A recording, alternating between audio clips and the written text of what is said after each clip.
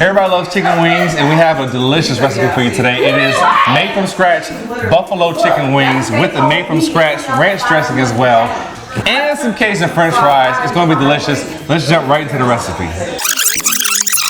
I'm pretty warm on the inside. Yes, I'm like, I don't even want to do multiple takes if I stutter. I like, pretend I said this perfectly. Subtitles. All right, you already checked all your settings, make sure everything is right? Yep. Somehow, even when I'm drunk, I still can get the camera settings right. I can't do anything else, but I can always get those camera settings right. Professional. I guess that's how like rock stars do it. Like the ones who can like get super fucked up and then go on stage and just like still give you the greatest show ever. Hey, heavily intoxicated or getting on our way to heavily intoxicated episode of cooking. Nothing is better than drinking and sharp items. So I'm gonna be waving this around a lot today.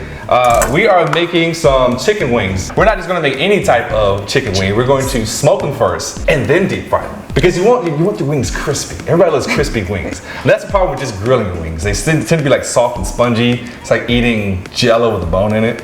Is that a good way to describe it? Sure. No? No, not at all? No, well, I'll come up with a better one. Soft meat. Yeah, soft meat. No one likes soft meat. Perfect for like if you don't have teeth. But I have the amazing chef Jen here with me. Hello. She makes cooking look so effortlessly that I am often jealous because I'm just like, well, you just did all that and you couldn't even tell me how you did it. And she's like, yeah, I don't know, I just did it and it tastes amazing. So I am blessed to have her here in my kitchen. We're gonna be making everything from scratch. And as someone who just rediscovered that I love ranch dressing, we're gonna make a ranch dressing from scratch. Because I hated ranch dressing for like the last 30 years. Really? I'm not gonna lie, yeah, I had it too much. It's one of my favorite condiments. It is raining outside right now. It is. So we're gonna try to figure out a way how to get this on the grill without burning everything up. And by burning everything up, I mean my camera catching on fire because that's all I really care about. Remember, I can do my camera drunk. And let me not forget, Jen is amazing at making fries.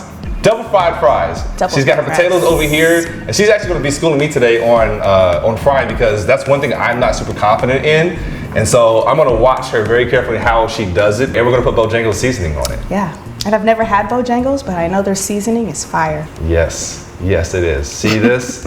Yes it is. Yes. So let's get started on this ranch dressing. Let's get to chopping. We got our food processor set up. I got 1/4 cup of chopped Italian parsley. We're gonna get some chives. I don't work with chives a lot. Have you? Chives are good. I like them as like a garnish. Chives are just baby green onions. Yeah, pretty much. You don't like chives, do you? I'm not a fan of them. I'll eat them, but Because I remember when I you don't eat them. Yeah, if you do a Yeah. baked potato with cheese, bacon, and chives, sour cream. tablespoon of chopped chives and then dill. I am always kind of weird about dill. Dill is good. It is kind of strong, and if you use too much, it's overpowering, but I enjoy it. Yeah, see, whenever I think of dill, I think of like dill pickles, and then I just think of pickles, and then I'm just like, well, I don't want that shit. All right, so, do you? Yeah, like a big pickle. I'll eat a big pickle. Hey, gonna clip that. We did a tablespoon of dill, we did a tablespoon of chives, 1/4 cup of Italian parsley. Now we're going to add sour cream. We're gonna do 1/2 cup of sour cream. Do you wanna lick that? I'm lactose intolerant. So 1/2 cup of buttermilk, 1/2 cup of that, and then a 1/2 cup of mayo. And then we're gonna throw some spices in there, some lemon juice, and some Worcestershire. I'm happy I can say Worcestershire. It's Worcestershire. Worcestershire? Well, I like Worcestershire. Sounds very Lord of the Rings. So about a teaspoon of this, 1 clove of garlic minced. So what's the difference between minced and chopped? Minced is cut smaller than chopped. Yeah, with garlic, the more you break it down, the more stronger the garlic flavor is going to be. So like if you were to take a garlic clove and microplane it, really break it down, it's going to be the strongest flavor that you can get out of it versus if you just do like a basic chop. I mean, you'll see the garlic in your recipe, but it won't be as strong. I guess the more you agitate the garlic, the stronger the flavor is. So when they tell you like mince it or chop it, it's for a reason. So we're going to do 1/2 teaspoon of Worcestershire, and then it's salt and pepper to taste. And you want to taste it. You guys are all the ranch connoisseurs in this house, so you're going to tell me whether it's good or not. Good. I feel like it needs maybe. Yeah, I'm gonna let Jen get this part just right. It's in there. All right. All right. New pinky. Okay. I like the twang. That's some good ranch. That's pretty good, right? Come on, cameraman. Come on, Lewis. Okay.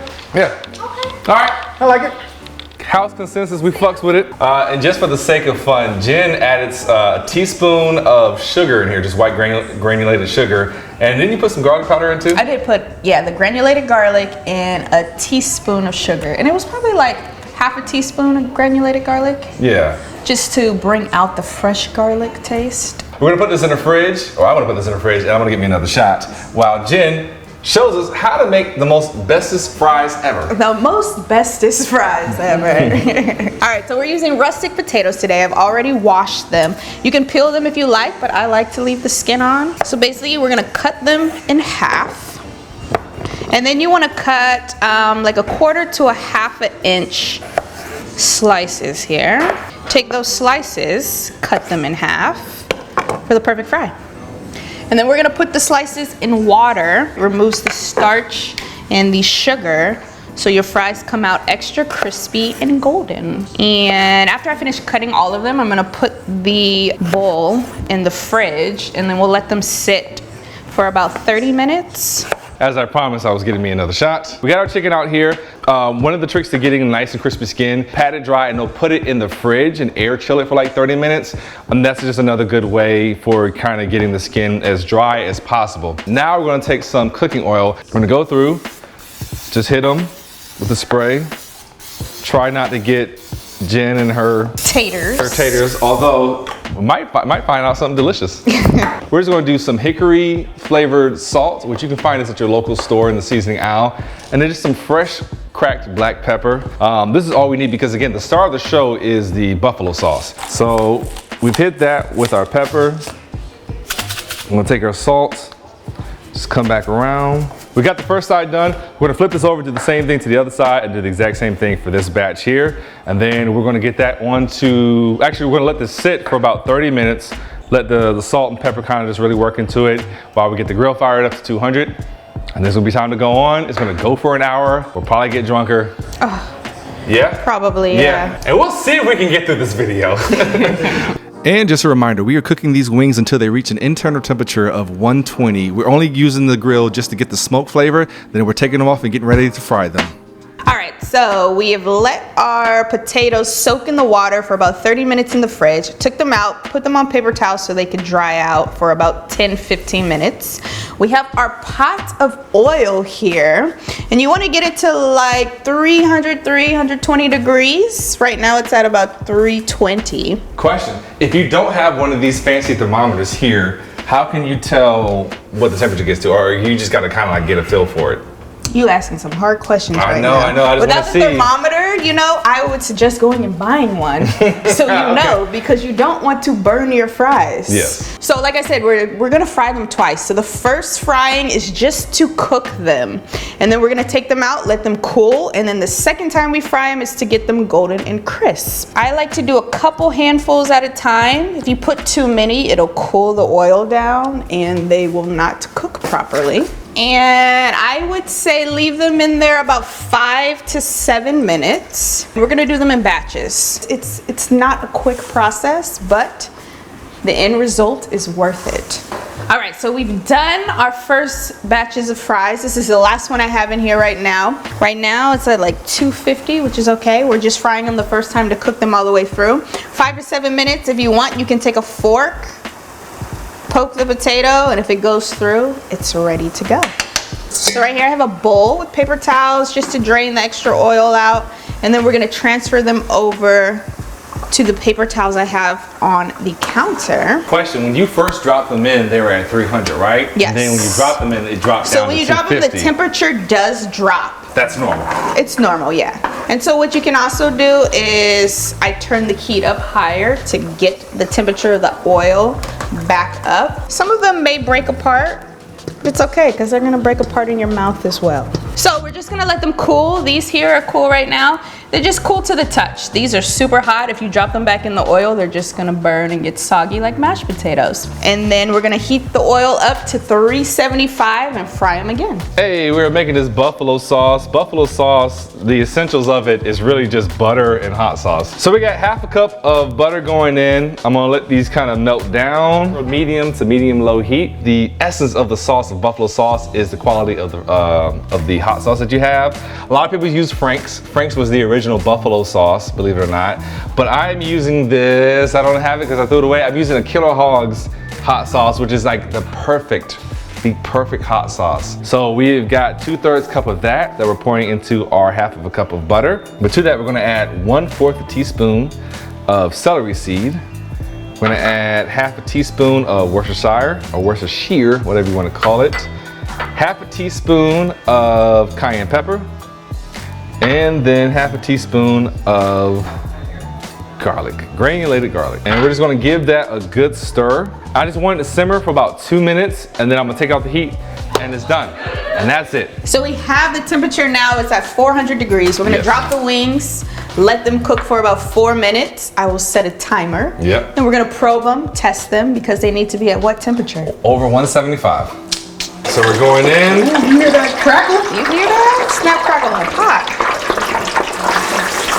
All right, set that timer. All right, timer starting. I'm gonna do half the batch 4 now. minutes. So that way, if we fuck it up, we'll be able to salvage the other half. Yeah.